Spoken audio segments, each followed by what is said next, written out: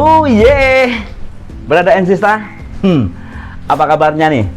Tentunya sehat-sehat aja dan tentunya baik-baik aja. Balik lagi kita di channel Ensiklomedi. Nah, di channel ini kita bahaskan tentang sejarah, budaya, kesehatan, sosial, dan masih banyak ilmu-ilmu yang wow gitu ya.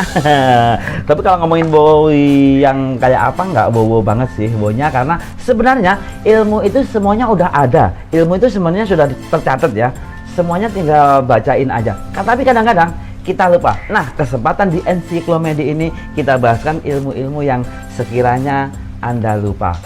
Lupa, aku juga lupa kok. Lupa apa ya?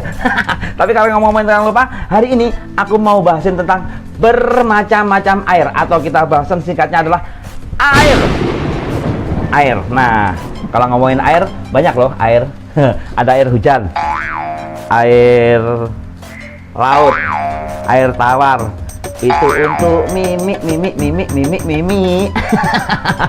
Oke, berada Ensista, tapi sebelumnya tetap ya, tombol subscribe dan loncengnya. Udah? Oke, kita bahasin tentang air.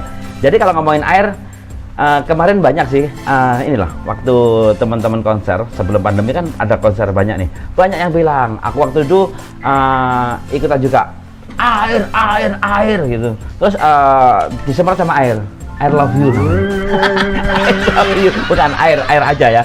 Tapi kalau ngomongin air ini, aku udah bukain di artikelnya. Air adalah senyawa yang penting bagi semua bentuk kehidupan. Beneran tah? Air itu sangat penting bagi kehidupan. Tahu kan kehidupan? Kehidupan adalah ciri yang membedakan objek fisik yang memiliki proses biologis dengan objek fisik yang tidak memiliki proses biologis. Jadi kehidupan itulah objek yang memiliki kehidupan. Kalau nggak kehidupan apa? Masa kematian ya? Nggak tahu. Kalau nggak kehidupan, itu adalah objek yang tidak memiliki sistem biologis. Nah itu kayak misalnya batu nggak ada biologisnya apa. Tapi kalau pohon misalnya, hewan, manusia, itu ada biologisnya ada. Nah, yang diketahui sampai saat ini di bumi, tahu bumi ya? Bumi itu mungkin istrinya Pak Mi. Jadi Pak Mi punya istri namanya Bumi. Sama tetangga saya Pak Setio, panggilnya Set. Istrinya namanya Buset. Nah, tapi di bumi ini ya, tidak di planet lain loh. Di bumi ini menutupi hampir 71% permukaan bumi. Itu terdapat 1,4 triliun kilometer. 1,4 triliun kilometer kubik, bayangkan.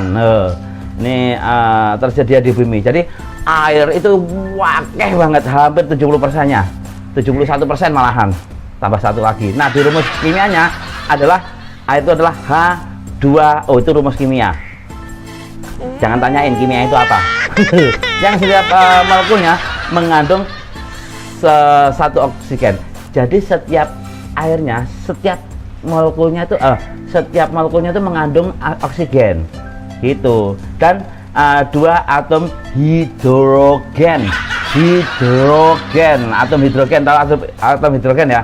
Atom hidrogen adalah atom yang berasal dari unsur kimia hidrogen, muatan netral atom berisi 1 proton bermuatan positif. Nah, itu atom hidrogen. Nah, kalau oksigen tadi, oksigen itu adalah zat asam. Dahulu kadang kala disebut juga sebagai zat pembakar, itu namanya oksigen. Itu biar tahu. Ini jadi oksigen dan 2 atom hidrogen tadi itu dihubungkan oleh ikatan kovalen. Tahu gak ikatan kovalen?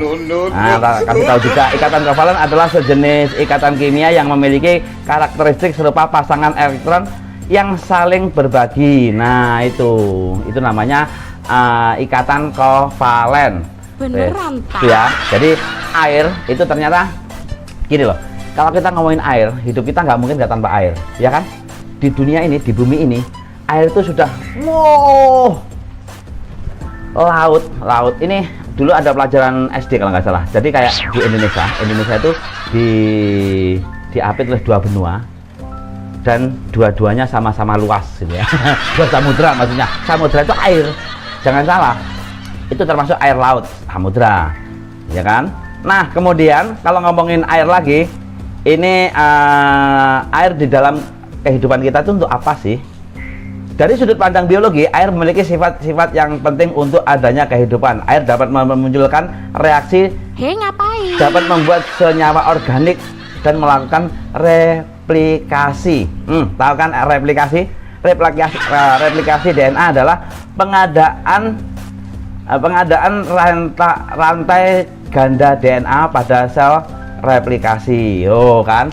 Jadi replikasi adalah proses penggandaan rantai ganda DNA. Itu air itu fungsinya itu. Nah, semua makhluk hidup yang diketahui memiliki ketergantungan terhadap air merupakan zat pelarut. Nah, nih yang penting untuk makhluk hidup dan adalah bagian penting dalam proses metabolisme. Tahu kan metabolisme itu apa? Nih, metabolisme adalah seluruh reaksi kimia yang bertujuan untuk mempertahankan kehidupan yang terjadi dalam suatu organisme. Organisme. Aku tadi mau bilang apa ya? Masa organisasi lagi? Kan sudah organisasi. Sekarang organisme. Ya. Itu metabolisme. Nah, air juga dibutuhkan dalam fotosintesis. Fotosintesis masih ingat kan? Fotosintesis adalah ketika daun touch me, daun itu terkena sinar matahari, itu kan menjadikan fotosintesis nih. Cuman itu dibutuhkan air, bukan hanya sinar matahari aja. Kalau sinar matahari aja langsung kena daun ini jadi kering kalau tanpa air. Nah, air ini membantu untuk terjadinya fotosintesis. Masa itu sih?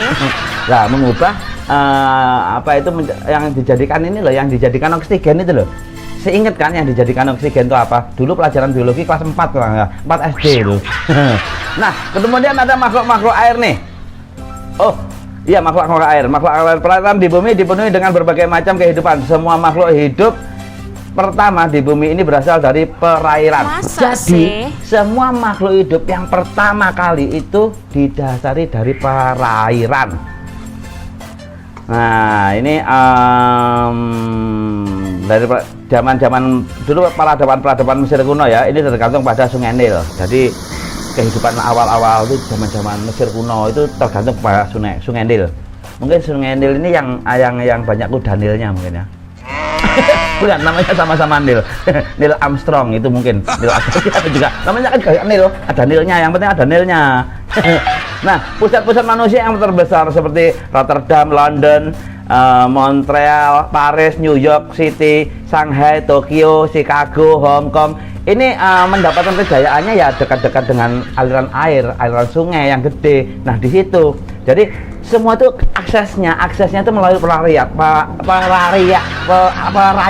Nah, ngelerek ngomong perairan. Nah, dulu malah justru katanya ini sejarah. Dulu katanya Surabaya ini dulu namanya Ujung Galuh. Nah, orang-orang Belanda kalau datang ke sini itu lewat Sungai Mas. Perairan juga kan? Kapal-kapalnya lewat Sungai Mas. Perairan, semuanya perairan. Nah, itu air fungsi untuk manusia. Sekarang air minum, kita ngomongin air minum. Tahu kan air minum? Air minum adalah air yang diminum. Kalau air cucian adalah air yang untuk mencuci. Kalau air apa ya? Air hujan mungkin ya. Itu adalah air yang jatuhnya dari hujan. Air terjun, airnya terjun. Kalau air mancur, airnya muncrat. Itu air mancur. Gitu aja, gampang ya. Tubuh manusia terdiri dari 55% sampai 78% itu air, tergantung dari ukuran badan. Nek kurus mungkin ya nek 55% lah, tapi lah gemuk gitu Beneran, bisa juga 78% itu adalah air. Agar dapat berfungsi dengan baik, tubuh manusia membutuhkan antara 1 sampai 7 liter air. Jadi agar manusia itu bisa berfungsi dengan baik, enggak dehidrasi. Tahu dehidrasi? Jadi dehidrasi adalah kondisi di mana terjadi kekurangan kandungan air pada tubuh secara keseluruhan. Itu namanya dehidrasi. Biar kita nggak dehidrasi, kita tuh membutuhkan air minimal ya 5 liter lah. Masa sih? Sampai 7 liter, 5 sampai 7 liter itu setiap harinya. Kalau 5 sampai banyak juga ya. Banyak. Jadi kalau minumnya kurang banyak ya dibanyakin lagi. Terus kemudian ada Ada juga ini ngomongin tentang air minum, buat makanan juga ada untuk air minumnya nih, makanan, minuman, lain-lain. Nah, terus sebagian besar orang percaya bahwa manusia membutuhkan 8 sampai 10 gelas, sekitar 2 liter lah, 2 liter per hari ya. Sekitar 2 liter per hari. Namun hasil penelitian yang diterbitkan di universitas, ya udah nggak tak sebutin namanya, ini menunjukkan bahwa konsumsi manusia jumlah 8 gelas. Ini yang bener, katanya begitu. Tapi nggak 8 gelas juga nggak apa-apa sih. Bener ya. Nah, kita tadi udah ngomongin tentang air ya. Soalnya air juga bisa loh, air dalam kesenian juga ada. Ada. Dalam seni air dipelajari dengan cara-cara berbeda. Bisa dijadikan sebagai elemen langsung ataupun tidak langsung, atau hanya sebagai simbol-simbol aja. Dengan didukung kemajuan teknologi, fungsi dan pemanfaatan air di dalam seni mulai berubah. Jadi gambar banyu ya langsung dan tidak langsung juga boleh. Oke, Brother and Sister, kita tadi udah ngobrolin tentang air. Dan siapa yang kurang air, silahkan minum air. Dan satu hari minimal 8 gelas, katanya begitu yang bener. Kalaupun kurang 8 gelas ya nggak apa-apa sih, nanti minta tetangga ya. Oke, Brother and Sister, terima kasih banyak ya. Kita udah ngobrolin di NC Comedy. Next kita ketemu lagi dengan bahasan yang lainnya, dan tetap subscribe juga bunyikan loncengnya. Oh iya, Brother and Sister, sampai di sini aja. Ketemu lagi next, see you, bye bye.